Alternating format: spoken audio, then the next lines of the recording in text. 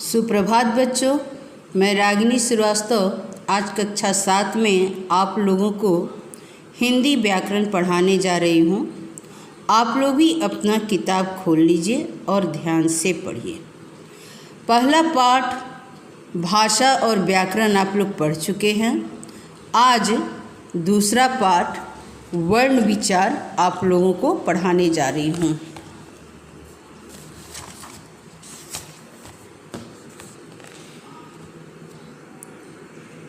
देखिए बच्चों, यही है वर्ण विचार।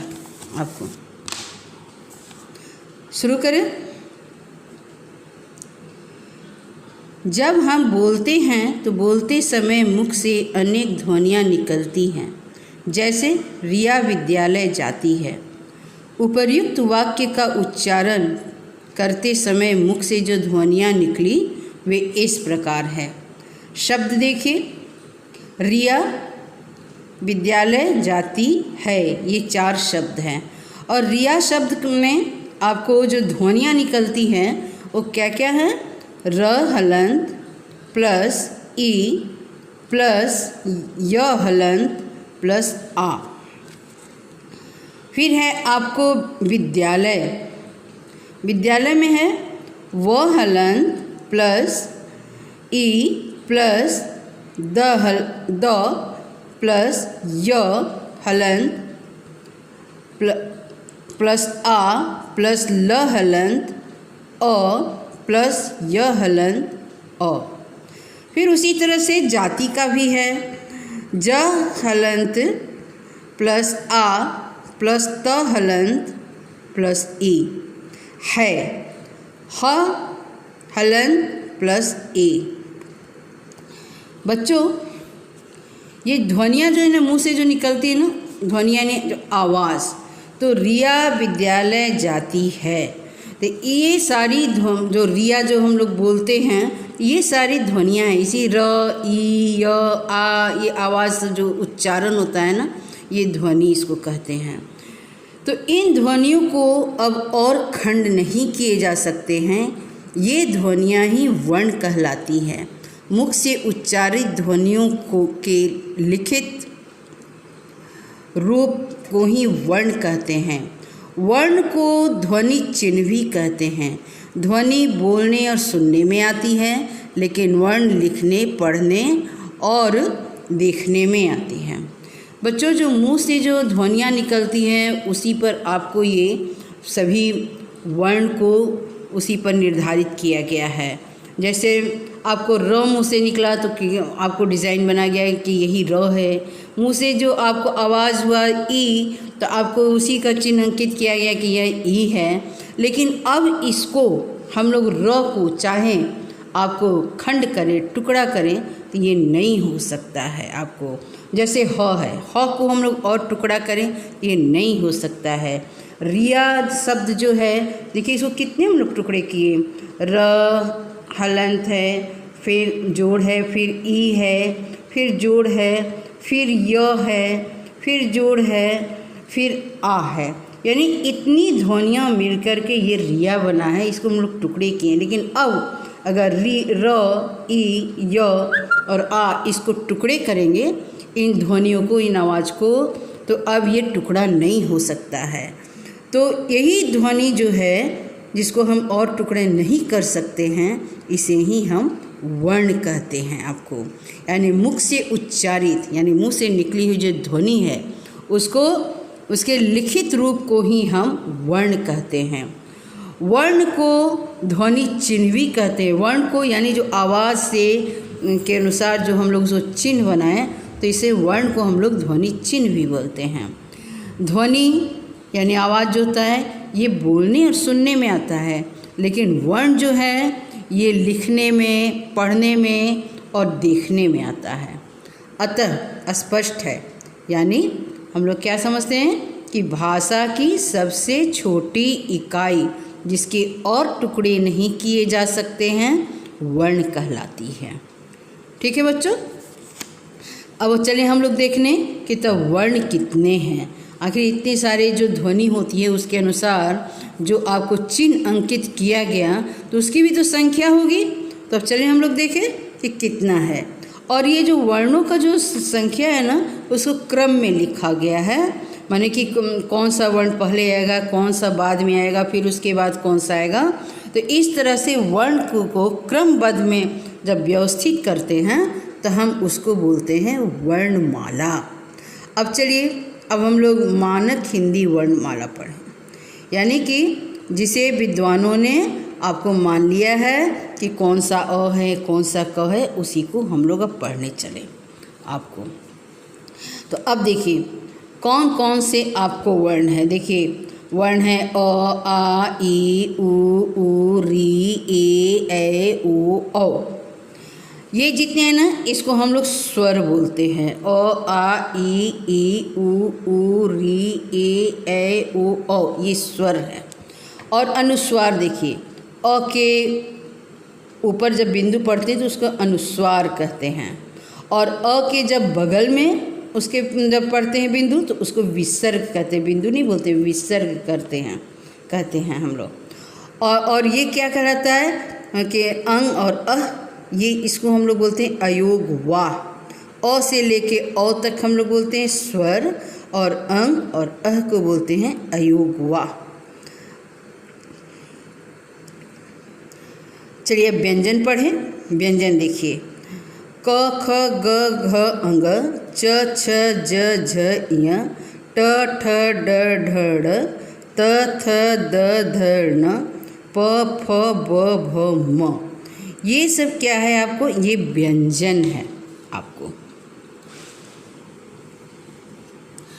य, र, ल, व, तलाबे श, मूर्धन स, दंस ह, ये सब आपको व्यंजन है। क से लेकर के ह तक ये व्यंजन है। अब और देखिए आगे संयुक्त व्यंजन भी होता है। संयुक्त व्यंजन यानी दो व्यंजन को मिला करके एक व्यंजन बनाना आपको, जैसे अक्ष है, त्र है, ज्ञ है, स्र है। और नौ विकसित व्यंजन यानी इसको नया आपको जोड़ा गया, क्या है, ढ और ढ। आपको देखिए ड के नीचे जब बिंदु पड़ेगा तो ढ हो जाएगा, ढ है आपको। आगत ध्वनियाँ यानी कुछ आपको हिंदी व्याकरण में कुछ वर्ण जो है उसको वो आवाज़ ध्वनियाँ जो है उसके अनुसार आपको विदेशी भाषाओं से लिया गया है, जैसे आ, ज, फ, ये आगत ध्वनियाँ यानी ये ली गई हैं। तो चलिए बच्चों, अब सदैव याद रखिए आपको। अब इसको हम लोग पढ़ें। पहला है, हिंदी के व्यंजन वर्णों में अ वर्ण मिला रहता है, जैसे क जोड़ अ, क होगा, क हलंत, यानी इसमें से स्वर निकालिए। हिंदी में जितने आपको व्यंजन वर्ण है ना, उसमें स्वर मिला हुआ है। दूसरा है, कई बार ऐसी स्थिति बनती है कि स्वर रहित व्यंजन का प्रयोग करना पड़ता है। इस स्थिति में व्यंजन के नीचे हलंत चिन्ह, आप देखिए जो चिन्ह लगाया जाता है नीचे में, उसका प्रयोग होता है। जैसे छ हलंत, द हलंत, यानी जब हम आपको किसी व्यंजन में से आपको स्वर हटा देंगे तो उसके नीचे हलंत लगाएंगे। और कभी कभी कोई शब्द बोलने में उसका जब आधे का जब हम लोग प्रयोग करते हैं, उच्चारण जो होता है, तो हलंत लगा करके हम लोग लिखते समय दर्शाते हैं। और देखिए उसके बाद है आपको ड़ और ढ, हिंदी के 9 विकसित व्यंजन है। ये यानी नया विकसित किया गया है, ड़ और ढ। फिर है आ, ज, फ, ध्वनियाँ विदेशी भाषाओं से यानी अंग्रेजी, अरबी, फारसी आपको से अनेक शब्द हिंदी भाषा में प्रयोग किए जाने के कारण आई है, जिससे कि इन भाषाओं के शब्दों को शुद्ध उच्चारण और लेखन किया जा सके। बच्चों, हिंदी भाषा में बहुत सारे शब्द ऐसे हैं जो विदेशी भाषाओं से भी लिया गया है, तो उन्हीं से प्रभावित होकर ये आ, ज, फ ये लिया गया है। फिर है आपको छ, त्र, ज्ञ, स्र, ये संयुक्त व्यंजन है। ये इस प्रकार से बने हैं। देखिए अक्षर कैसे बना है, क हलन और मूर्धन्य। फिर त्र किसके मिलने से बना है? त्र, त र का उच्चारण होता है उसमें, तो त हलंत यानी आधा त और जोड़ र, पूरा र, ये त्र बनता है। फिर है आपको ज्ञ। ज्ञ किसके किसके मिलने से बना है? तो देखिए ज हलन और जोड़ य, आपको ये मिला के ज्ञ बना है। और फिर स्र बना है, तलावेश हंत यानी आधा तलावेश और प्लस पूरा र मिला करके ये स्र बना है। तो इस तरह से बच्चों हम लोग ये पढ़ लिए कि ये व्यंजन में स्वर मिला रहता है और आधा ये किसी भी व्यंजन को आपको स्वर से हटाने पर नीचे में हलंत लगा देते हैं। तो इस तरह से ये हम लोग पढ़ लिए। अब चलिए बच्चों हम लोग वर्ण के भेद पढ़ें। आगे इतना वर्ण है तो उसके भी तो भेद होंगे दो। तो वर्ण के दो भागों में बांटा गया है, पहला है स्वर और दूसरा है व्यंजन। अब देखिए स्वर तथा व्यंजन के अतिरिक्त अयोगवा ड़ तथा ढ संयुक्त व्यंजन और आगत ध्वनियाँ भी वर्णमाला में आपको सम्मिलित है। स्वर वे वर्ण जिसके उच्चारण में किसी अन्य वर्ण की सहायता लेने की आवश्यकता नहीं होती, स्वर कहलाते हैं। स्वर वर्ण को बोलने में बच्चों किसी और वर्ण के सहायता नहीं लेना पड़ता है, ये स्वतंत्र होता है। इसका उच्चारण करते समय क्या होता है कि मुंह से बिना किसी रुकावट के ये इसका उच्चारण हो जाता है, इसीलिए ये स्वतंत्र है। और ये कितने हैं? 11 हैं। ये कौन कौन से हैं?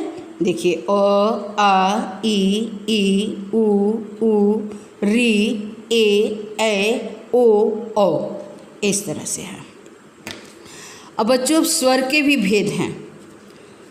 स्वर के 3 भेद हैं,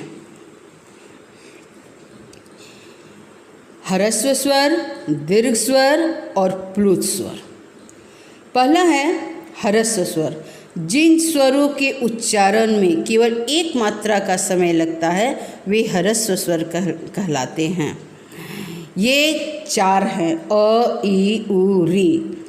बच्चों ह्रस्व स्वर का उच्चारण में ना बहुत कम समय लगता है, तो जिन स्वरों का उच्चारण करने में बहुत कम समय लगता है, कम बल पड़ता है, आपको बहुत ज़्यादा जोर देने की ज़रूरत नहीं पड़ती है, तो उसे हम बोलते हैं ह्रस्व स्वर। और ये ह्रस्व स्वर कौन सा है? अ, ई, उ, री। दूसरा भेद है स्वर का दीर्घ स्वर। वे स्वर जिनके उच्चारण में ह्रस्व स्वर से दुगना समय लगता है वे दीर्घ स्वर कहलाते हैं।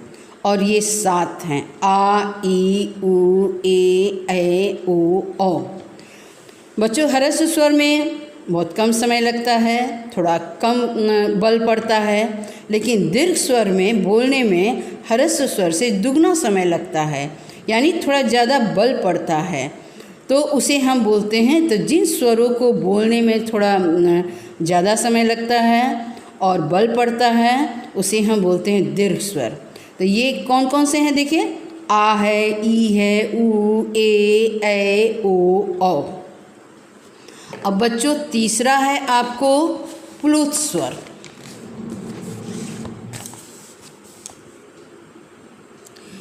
देखिए प्लुत स्वर जिस स्वर के उच्चारण में ह्रस्व स्वर से तिगुना समय अर्थात 3 मात्राओं का समय लगता है उसे प्लुत स्वर कहते हैं।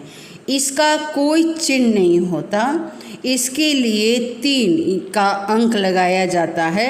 जैसे ओम, हिंदी में साधारणतः प्लुत का प्रयोग नहीं होता है। देखिए बच्चों प्लुत स्वर का क्या होता है, इसमें ना आपको दोनों स्वर से यानी ह्रस्व स्वर से दीर्घ स्वर से भी एकदम तिगुना समय लगता है। और जैसे किसी को पुकारने के लिए ए या हे भगवान हम लोग जो बोलते हैं ना, तो इसे हे बहुत देर से बोले हम, है ना। ओम, तो ये ओम बहुत देर से बोला, ये ह्रस्व स्वर और दीर्घ स्वर से ज़्यादा समय लगा। तो ऐसे स्वर को जिसमें ज़्यादा आपको तिगुना समय लगता है उसे हम बोलते हैं प्लुत स्वर। इसका प्रयोग बहुत ही कम होता है और जो प्रयोग करते हैं तो इसके क्या होता है, जैसे ओम के बाद ओ के बाद देखिए 3 का चिन्ह लगाया हुआ है, तो उससे हम लोग समझ जाते हैं कि हमको ओम इतना देर बोलना है, ए बच्चे, इस तरह से हम लोग जो बोलते हैं तो थोड़ा समय ज़्यादा लगता है। तो ये दर्शाने के लिए आपको ये 3 का आपको चिन्ह लगाया जाता है। चलिए अब हम लोग विशेष पढ़ें। देखिए अंग और अ के ऊपर जो बिंदु है यानी अनुस्वार उसको बोलते हैं। अ के बगल में जो 2 बिंदु आप देख रहे हैं उसको हम लोग बोलते हैं विसर्ग कहते हैं। इन दोनों को हम लोग हिंदी व्याकरण में अयोगवाह कहते हैं। वर्णमाला में इसका स्थान स्वरों के बाद और व्यंजन से पहले होता है। अंग को अनुस्वार तथा अ को विसर्ग कहते हैं। ठीक है, यानी कि ये अयोगवाह जो है ये है स्वर के बाद आता है और व्यंजन से पहले आता है। और अभी आपको बताया कि अ के ऊपर बिंदु है तो उसको हम लोग बोलते हैं आपको अनुस्वार, और जो बगल में है 2 बिंदु तो उनको हम बोलते हैं विसर्ग। अब अनुस्वार देखिए, इसका चिन्ह शिरोरेखा के ऊपर बिंदु के रूप में लगाया जाता है। यानी कि जो आप शब्द लिखते हैं, जो उसका ऊपर में आप ऐसे लाइन खींचते हैं उसको बोलते हैं शिरोरेखा, माने उसके सिर के ऊपर का रेखा जो कहते हैं, तो उसके ऊपर जो बिंदु लगाया जाता है इसे ही हम अनुस्वार करते हैं। इसका उच्चारण करते समय हवा नाक से निकलती है, जैसे हंस, कंगा, पंख। देखिए आपको जो ऊपर अनुस्वार लगा है तो आपको थोड़ा सा नाक से भी आवाज़ आती है। इसका प्रयोग पंचमाक्षर के स्थान पर किया जाता है। पंचम वर्ण जैसे अंग, त्र, ण, न तथा म है आपको, जैसे कंघा, चंपक, यानी जो आपको वर्ण जो है आप ये व्यंजन जो है उसका 5वां जो होता है वर्ण उसी के ऊपर आपको लगता है। फिर देखिए अनुनासिक, इसका चिन्ह शिरोरेखा के ऊपर चंद्र बिंदु आप देते हैं ना, जैसे आपको लिखते हैं हंसी, मांग, चांद, तो आप उसके बाद चंद्र बिंदु बोलते हैं। तो चंद्र बिंदु नहीं, अनुनासिक, इसको हम लोग व्याकरण में हम लोग बोलते हैं, व्याकरण की भाषा में आपको अनुनासिक बोलते हैं चंद्र बिंदु को। और इसका उच्चारण करते समय हवा नाक और मुंह से समान दबाव के साथ बाहर निकलती है। यानी जो भी आप चंद्र बिंदु लगाते हैं उसको अनुनासिक कहते हैं। और इसका उच्चारण करते समय नाक का मुंह दोनों से तरफ से वायु जो है आपको समान रूप से समान दबाव के साथ निकलता है। अब देखिए हंसी, चांदनी, मांग। फिर है विसर्ग। इस ध्वनि का चिन्ह आपको देखिए 2 बिंदु दिए हुए हैं, इसका उच्चारण ह की भांति किया जाता है। आपको विसर्ग का प्रयोग तत्सम यानी संस्कृत से आए शब्दों में ही किया जा सकता है, जैसे अतः, प्रातः, स्वतः, अंततः। अंततः जैसे अप्रातः, ऐसा तो नहीं है प्रा लिखे फिर त लिखे फिर ह के, क्योंकि उच्चारण तो ह का आता है। लेकिन नहीं बच्चों, हम लोग प्रातः यानी आपको विसर्ग, तो के बाद विसर्ग, यानी जिसको आप बोलते हैं कि 2 बिंदु लगाते हैं, लेकिन ऐसा नहीं, 2 बिंदु नहीं कहा जाता है, इसको विसर्ग कहते हैं। तो और उसका उच्चारण ह होता है। अब देखिए आगत ध्वनि। आ अर्थात अर्धचंद्र, आपको जो चंद्र बिंदु लगाते हैं ना, तो ये देखिए आधा जो लगाए तो आपको उस तरह से जो गोल घुमा के आ के ऊपर है तो आप उस पर बिंदु लगा देते हैं तो वो हो जाता है चंद्र बिंदु। लेकिन आप उस पर अनुस्वार यानी बिंदु नहीं लगाते तो ये अर्धचंद्र कहलाता है, यानी आधा चंद्र है। तो अंग्रेजी भाषा के शब्दों को लिखते समय इसका प्रयोग किया जाता है। जैसे ये विदेशी भाषा से, अंग्रेजी भाषा से, जैसे डॉक्टर, कॉपी, टॉफ़ी, बाल, ये सब जो है तो आप लोग बोलते तो हैं डॉक्टर, तो उसके ऊपर चंद्र बिंदु नहीं लगेगा, अर्धचंद्र बिंदु। कॉपी आपको अर्धचंद्र बिंदु लगेगा। आपको ज तथा फ के नीचे लगे बिंदु को नुक्ता कहते हैं। आप देखते हैं जैसे आप कुछ शब्द लिखते हैं आपको, जैसे कि फ़िक्र, मेज़, तो ज बोलते हैं, ज के नीचे आपको जो बिंदु है ना उसको ज बोलते हैं। ये सब उर्दू भाषा से आया है। और जो नीचे बिंदु लगाते हैं हम लोग जिन सब वर्ण के नीचे, तो उसको हम लोग बोलते हैं नुक्ता। अब बच्चों देखिए, अब फिर स्वरों के जितने स्वर हैं ना, उसकी सब मात्रा भी होती है। आपको अ का देखिए कोई मात्रा नहीं है। आ का देखिए आपको आकार दिया हुआ है, जिसे आप छोटी समझते हैं। देखिए आपको उसकी मात्रा है। बड़ी का मात्रा देखिए, ऊ का मात्रा देखिए यानी हर्षुकार दीर्घुकार। री का मात्रा देखिए, ए का मात्रा एक है। ए उसका दो है। ओ आपको देखिए ओकार लिखा हुआ है। औ ये देखिए मात्रा। अब शब्द देखिए, शब्द है आपको अ से कलम, इसमें कहीं मात्रा नहीं है। आ तो क में आकार लगा तो आ काम हो गया। क में किला, आपको हर्षिकार का मात्रा लगा हुआ तो किला हो गया। कील आपको बड़ी ई का मात्रा लगा है यानी दीर्घिकार कील हो गया। हर्षुकार कूल, दीर्घुकार कूप। कृपा देखिए क री का मात्रा नीचे लगा हुआ है तो री का उच्चारण हो रहा है कृपा। केला क में ए आ रहा है तो आपको उसका ए का मात्रा हम लोग लगाए तो केला। कैसा देखिए इसमें ए का मात्रा है, ए का है, आपको दो ऊपर लगा हुआ है तो कैसा हो गया। कोना क में ओ का मात्रा लगा, कोना कौन, आपको औ लगा तो ये हो गया कौन। तो बच्चों आज आप लोगों का हम पाठ नंबर 2 का वर्ण आप लोग को पढ़ाए, वर्ण के भेद पढ़ाए आपको, जो कि वर्ण के जो दो भेद हैं। पहला स्वर, आपको तो स्वर आज आप लोगों का ख़त्म हो गया है। बच्चों आज आप लोगों को मैं इतना ही पढ़ा रही हूँ। आप लोग इसे खूब ध्यान से पढ़ेंगे बार बार तो आप लोग को ऐसे याद भी हो जाएगा आपको। ठीक है बच्चों, आप लोग पढ़ें। बहुत बहुत धन्यवाद। Okay bye.